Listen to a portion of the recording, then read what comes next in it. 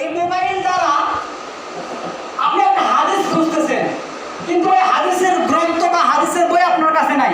মোবাইলে সার্চ দিলেন, হাদিস চলে আসতেছে। এটা একটা মানে মোবাইলের উপকার, মোবাইলের এটাতে উপকৃত হওয়া যায়। আর মোবাইলের অনেক খারাপ ক্ষতি বিষয়ও আছে।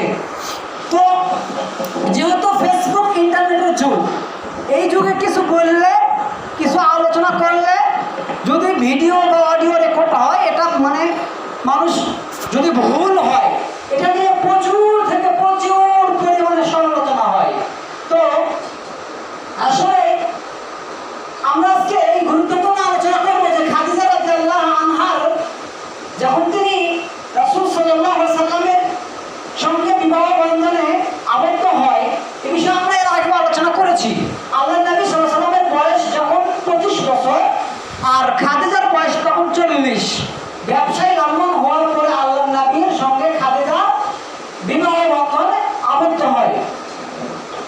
তো আল্লাহর নবী সাল্লাল্লাহু আলাইহি ওয়াসাল্লাম যখন নবুয়ত পাবেন, নবুয়ত পাওয়ার আগে পূর্বে তিনি হীরা গয় ধ্যান করতেন।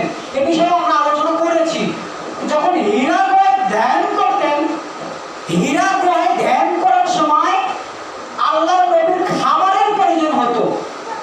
তো সেই সময় আম্মাজান খাদিজা রাদিয়াল্লাহু আনহা আল্লাহর নবীর খাবার দেওয়ার জন্য ওই পাহাড়ের চূড়ায় যাইতেন।